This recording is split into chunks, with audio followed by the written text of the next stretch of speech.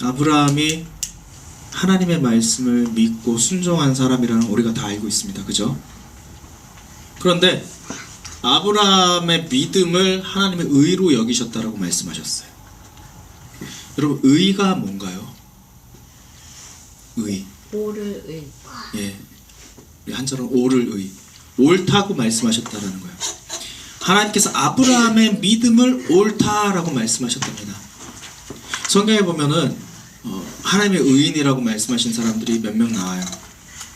그런데 그들의 삶은 하나같이 동일합니다. 세상의 가치관과 기준을 따라간 것이 아니라 하나님의 말씀을 따라갔어요. 그 하나님께서 주시는 그 말씀을 믿을 때 하나님께서 그것을 의로 여기신다라고 하신 것입니다. 의라는 게 제가 지난주에도 믿음이라는 걸 제가 지난주에도 말씀드렸던 것처럼 히브리 말로 아멘입니다. 보이지 않는 것들을 보이는 것처럼 믿는 거예요. 지금 나의 상황과 환경을 뛰어넘어서 하나님의 약속을 실제로 믿고 그 말씀을 따라가는 그러한 삶을 하나님께서 믿음의 삶이라고 보시고 그러한 삶을 하나님께서 의라고 말씀하십니다. 이번 주 토라 포션은 바에라라고 하는 본문인데요.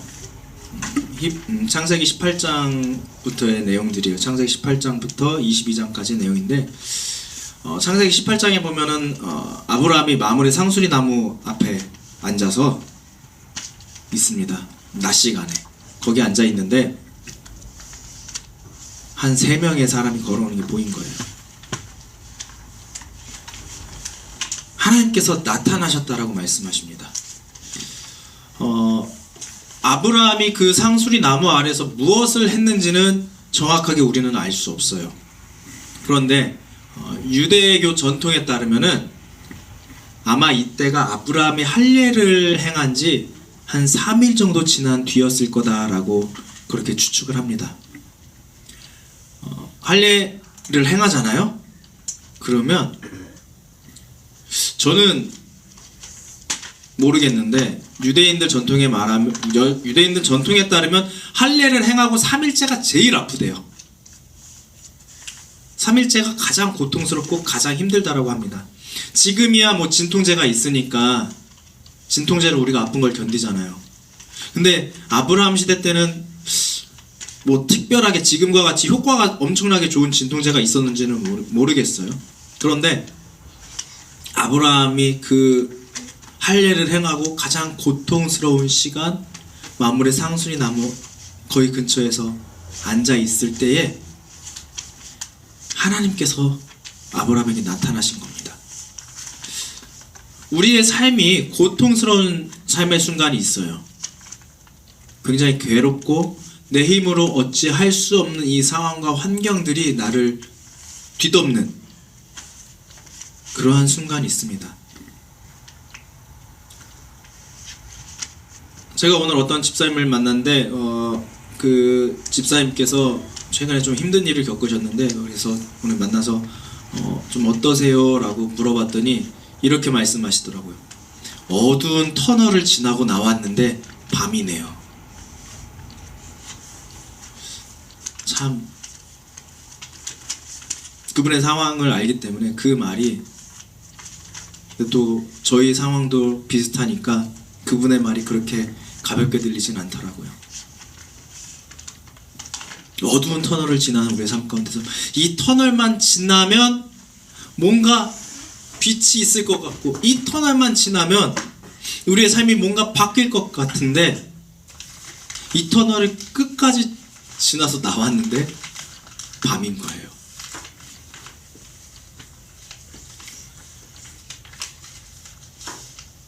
얼마나 괴롭고 힘들까요?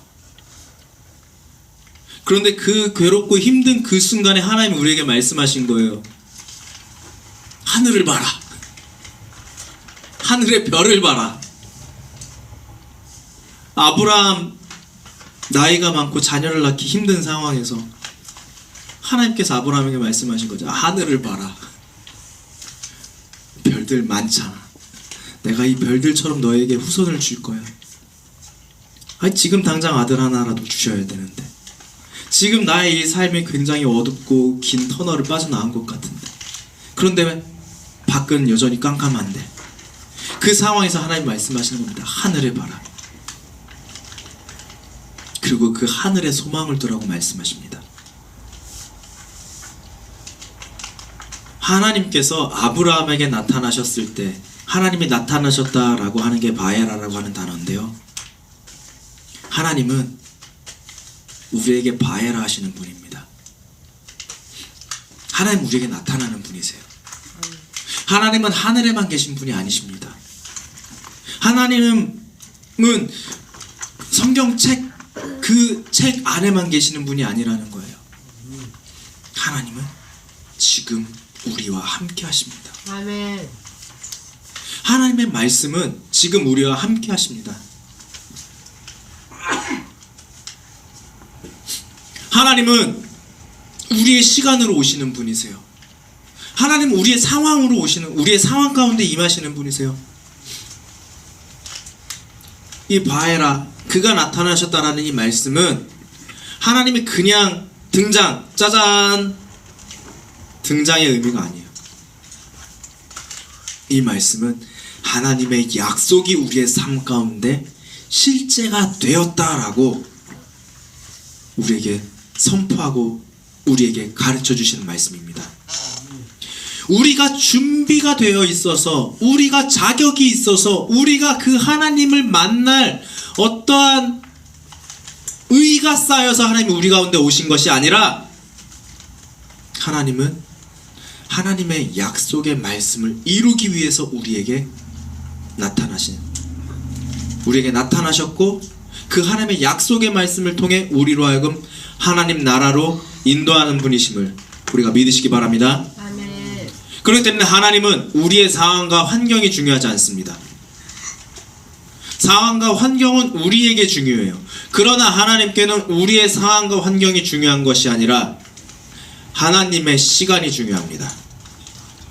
그래서 하나님은 언제나 우리 가운데 하나님의 언약의 약속을 이루시기 위해서 임재하는 분이십니다.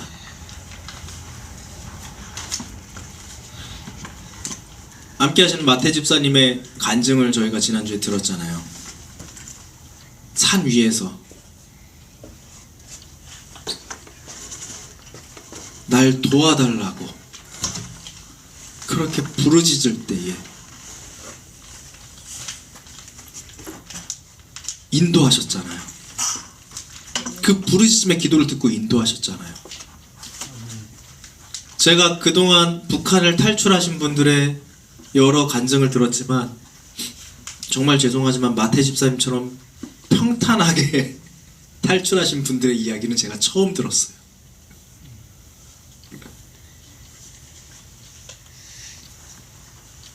그 말은 부르짖는 기도 가운데 하나님 임재하셨다는 거예요. 아멘. 하나님이 번개처럼 불처럼 임하신 것이 아니라 그냥 우리 집사님의 그 북한을 탈출하는 그 모든 여정 가운데에 찾아오셨습니다. 그리고 임재하셔서 인도하셨어요. 아멘. 이게 이번 주 바에라의 핵심이에요. 하나님의 아브라함을 찾아오신 그 시간은 한낮의 더위, 그늘 아래 있지 않으면 안 되는 그 시간, 장막 문 앞에 앉아서 할례한 지 3일이 돼가지고 여전히 고통 가운데 있고 여전한 더위 가운데 있는 그 장소에 앉아있는 한 노인에게 찾아오셨다는 겁니다. 하나님은요, 우리 가운데 초자연적인 능력으로 나타나실 때도 있어요. 병든 사람이 갑자기 일어나면서 하나님의 임재를 경험할 수도 있습니다. 어떠한 상황과 환경의 문제가 갑자기 한 번에 해결되면서 하나님이 임재 가운데 나타날 수도 있어요. 그러나 하나님은 우리의 일상 가운데에도 임재하실 수 있는 분입니다. 거룩한 광채의 빛으로 임재하실 수도 있지만 주의 말씀을 묵상하고 순종하며 그분의 말씀을 따라 살려고 하는 우리의 삶 가운데 임재할 수 있는 분입니다. 우리는 가끔 하나님에 대해서 오해해요. 하나님이 뭔가 우리에게 거대한 무언가 강력한 한 방을 가지고서 임재하시기를 원합니다. 그러나 하나님은 그 외에도 무궁무진한 방법으로 우리 가운데 임재하실 수 있습니다. 하나님은 때론 많은 물소리와 같은 음성으로 임재하실 수도 있습니다. 때로는 불과 같이 임재하실 수도 있어요. 그러나 때로는 세밀한 음성으로도 임재하십니다. 하나님의 찾아오심과 하나님의 임재하심, 하나님의 나타나심은 언제나 우리의 삶 가운데 함께하고 계십니다. 하나님은 하늘에만 계신 분이 아니에요. 우리의 시간 속에 함께하는 분입니다. 그래서 말씀이 육신이 되어 우리 가운데 거하실 수 있었던 것입니다. 임마누엘, 예수 그리스도를 통해서 우리 가운데 함께 하실 수 있었던 이유는 하나님은 모든 방법을 통해서 우리 가운데 임재할 수 있는 권능과 능력을 가진 분이기 때문에 가능합니다. 아브라함의 장막 가운데 임재하신 하나님은 장차 오실 예수 그리스도, 그분의 예표였습니다. 바에라는 성육신으로 우리 가운데 오신 예수님을 통해서 완성되었어요. 그가 나타나셨다라고 하는 아브라함에 보이셨던 이 말씀은 성육신 하신 예수님을 통해서 임마누엘 하신 하나님으로 나타나셨고, 그리고 지금 우리에게는 하늘에 올라가신 그대로 다시 오시리라 하는 그 약속의 말씀으로 반드시 나타나십니다. 주님은 우리에게 그렇게 나타나실 것입니다.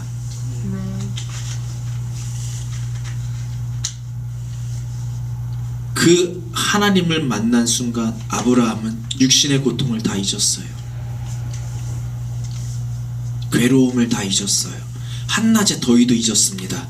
자신의 상황도 잊었습니다. 오직 주님을 향한 사랑의 마음을 가지고 무릎을 꿇고 그분들을 섬깁니다.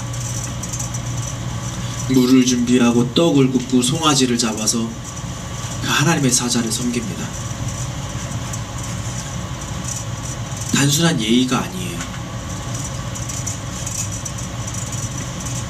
이것은 하나님의 성품을 닮아가고자 하는 아브라함의 행위, 주님을 사랑하는 그 사랑하는 만큼 이웃을 사랑하고자 했던, 하나님과 함께하는 자들을 사랑하고자 했던 아브라함의 행위였습니다.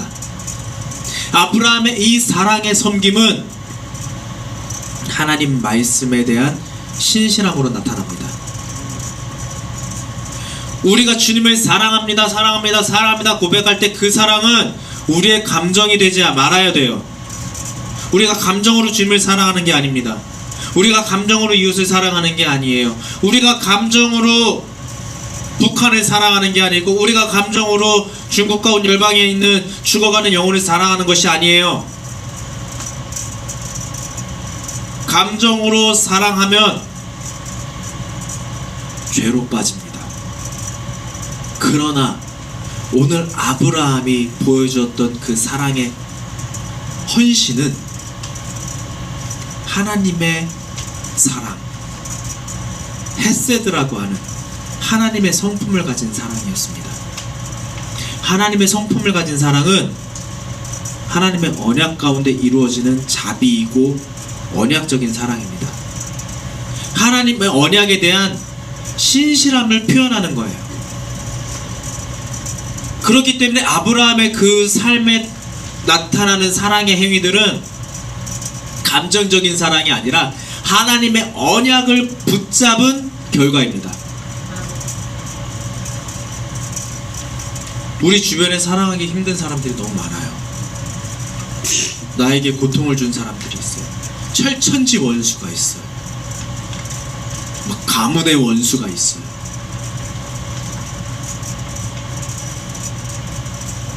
그러나 하나님은 우리에게 헤세드의 사랑을 말씀하고 계십니다. 내 철천지 원수까지도 하나님의 언약을 붙잡는 믿음으로 사랑하라고, 네가 그를 사랑함으로써 나의 성품을 보이라고 우리에게 말씀하고 계십니다. 헤세드의 사랑이 우리 안에 충만하기 원합니다. 감정적인 사랑은 변덕이 심해요. 네. 여러분들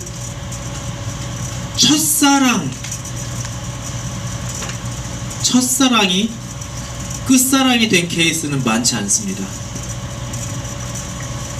이게 무슨 말인지 아시나요? 내가 처음으로 사랑했던 그 사람이 나와 결혼을 해서 내가 죽을 때까지 함께하는 사람이 된 경우는 많지 않다라는 거예요. 그러나 하나님 우리에게 그 이유는 단순하죠. 그 이유는 여러 가지 이유 때문에 그래요. 감정적인 것 때문에 그럴 수도 있어요. 한국에서 요즘 결혼이 굉장히 큰 문제잖아요. 결혼을 안 하는 청년들이 많고, 또 결혼을 하더라도 출산 안 하는 경우가 많고. 근데 결혼을 앞두고서 파혼을 하는 경우도 굉장히 많다라고 그래요. 근데 여러분, 파혼의 이유가 어떠한 이유가 있을 것 같으세요? 왜 결혼을 결심했다가 파혼을 했을까요? 돈 때문에도 있어요. 요즘에 파혼하는 이유 중에 하나가 프로포즈라고 그러더라고요. 이 결혼을 하기로 약속을 하고 프로포즈를 하는데, 저는 뭐 얼마나 요즘이 프로포즈 하는데 비용이 얼마나 드는지 모르겠어요. 저는 솔직하게 프로포즈 할 때 10,000원 들어갔습니다. 결혼 반지 빼고. 그때 제가 전도사 사역을 할 때였는데 저희 아내한테 프로포즈를 하려고 했거든요. 그래서 어떻게 전도사 사역을 하면서 이제 집을 하나 얻었어요. 저희가 결혼하면 살 집을. 그 집 저기 창문에 풍선 몇 개 붙여놓고 이 종이로 나랑 결혼해 줄래? 써서 붙여놓은 거. 그게 다였어요. 제 프로포즈는. 꽃이랑. 예, 그 다 해서 10,000원이 안 들었던 걸로 기억해요. 근데 그 프로포즈를 받고 저희 아내가 결혼을 해주셨어요. 예, 결혼을 해주셨다라고 표현을 해야 돼요. 저희 아내 아니었으면 저 결혼 못했지 않나 싶기도 한데, 아무튼 결혼을 해주신 아주 고마우신 분이거든요. 근데 요즘에 그 젊은 처녀 총각들이 결혼을 결심했다가 프로포즈 때 파혼을 결심하는 이유가, 남들처럼 고급 호텔을 빌려가지고 수백만원, 수천만원짜리 명품백을 프로포즈 때 선물로 해줘야 되고, 뭐 일단 호텔을 빌리는 것도 뭐 수백만원, 그러니까 프로포즈에 수천만원이 들어간대요.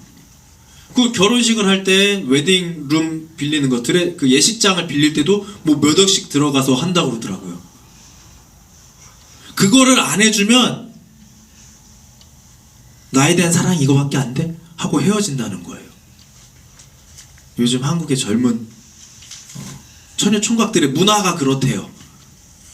결혼하려면 집도 있어야 되고 모아놓은 자산도 한 3억, 4억은 있어야 되고, 연봉 얼마, 이런 조건들 다 따져가면서 만나가지고 결혼을 한다는 거예요.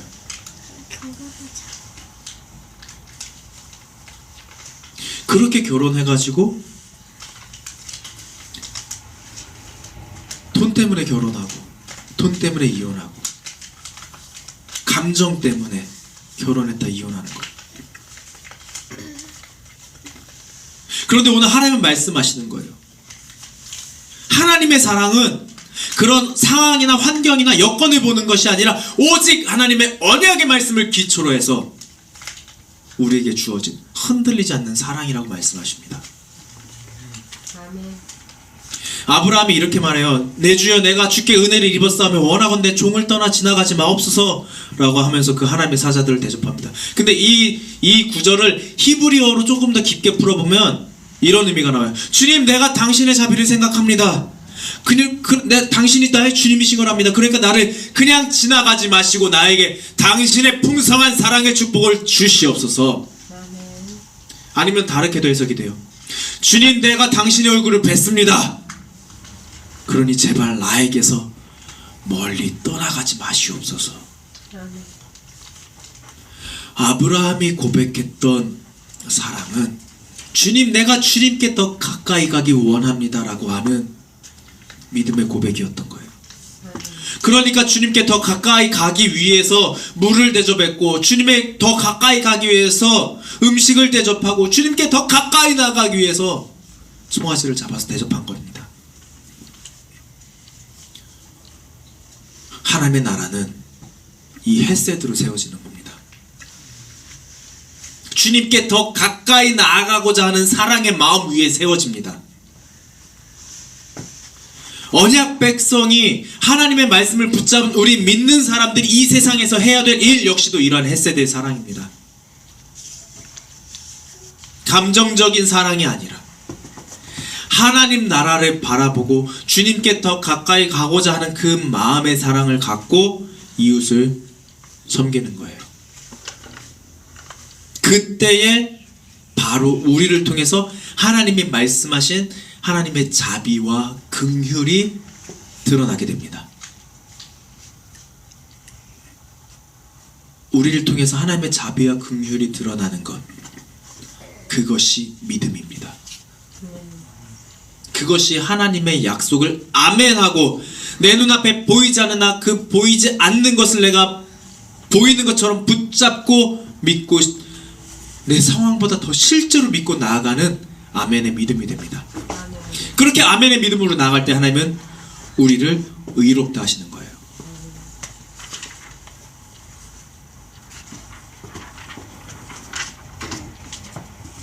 하나님의 의는 하나님의 말씀을 믿는 자에게 나타납니다. 아멘.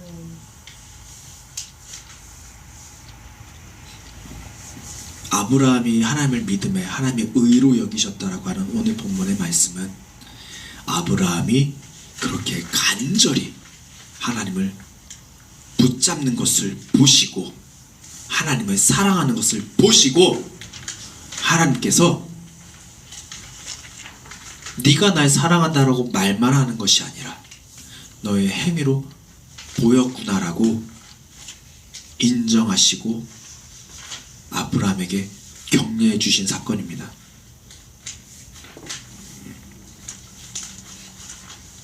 여러분, 우리는 의로운 삶을 살고 있습니까? 우리는 하나님 앞에 의로운 믿음의 삶을 살고 계십니까? 하나님 앞에 의롭다 칭함받는 자들이 되기 원합니다. 아멘. 하나님의 의는, 하나님이 택하신 의는 악인과 함께 멸망하지 않습니다. 지금 상황과 환경이 나를 멸망시키는 것 같다 할지라도 하나님은 그 사람을 반드시 살리십니다. 아멘. 건져내십니다. 구원하십니다. 아멘. 왜냐하면 하나님의 말씀 앞에 서 있는 자들은 하나님의 공의의 심판 앞에서도 온전히 설 수 있기 때문입니다. 우리가 예수님을 믿음으로 우리가 의인이 되어요. 예수님을 믿음으로 의인이 됩니다. 아멘.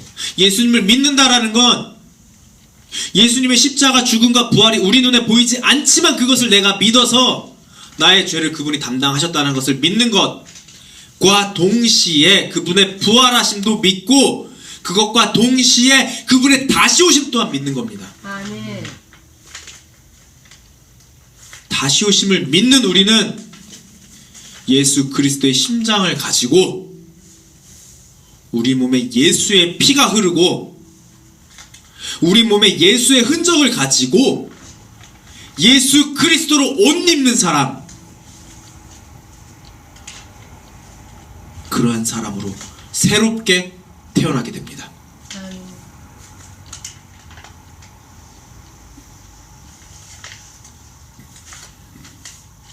우리에게는 예수 그리스도밖에 없습니다. 그리고 죽어가는 영혼들에게도 예수 그리스도밖에 없습니다. 제가 요즘 많이 입에 맴도는 찬양이 예수 예수라는 찬양이에요. 슬픈 마음이 있는 자, 몸과 마음 병든 자, 누구든지 부르시오, 예수 이름 부르시오. 아멘. 이 찬양의 가사는 우리에게 오직 예수밖에 없음을, 우리는 의인이 될 수 없으나 오직 그분의 이름으로 인해 우리를 의인된다 부르신 그 은혜 앞으로 나오라고 하는 이 찬양의 가사는 다시 한번 우리에게 헤세드의 사랑을 깨닫게 하십니다. 우리가 그 주님을 붙잡을 때 주님은 우리의 웃음을 기쁨의 웃음으로 바꾸십니다. 아브라함이 그렇게 하나님의 사자들을 대접하고 난 다음에 천사들을 보내잖아요. 그러고 나서 한 사람을 불러서 한 사람을 붙잡습니다. 그리고 아브라함이 중보기도를 하죠. 소돔을 멸망할 때 의인을 몇 명 하면서 중보합니다. 그런데 그러고 나서 그 후에 뭐라 그러냐? 그러고 나서 이제 그 아브라함이 자녀에 대한 예언을 받잖아요. 내년 이맘때 너에게 아들이 있을 거다라고 할 때 사라가 그걸 듣고 비웃습니다.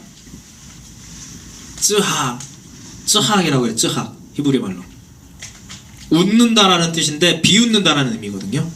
근데 1년 후에 어떻게 되나요? 이 쯔학에서 이쯔학, 우리말로 하면 이삭이 나옵니다. 하나님은 우리의 절망 속에서, 우리의 불신과 우리의 괴로움 속에서 웃음을 만들어낼 수 있는 분입니다. 그가 나타나셨다. 우리 가운데 웃음으로 나타나십니다. 물론 그 하나님의 나타나심은 우리가 생각할 때는 괴로운, 우리가 원하는 그 타이밍에 나오진 않죠. 그러나 분명한 사실은 하나님은 우리에게 하나님의 때에 하나님의 방법으로 나타나십니다.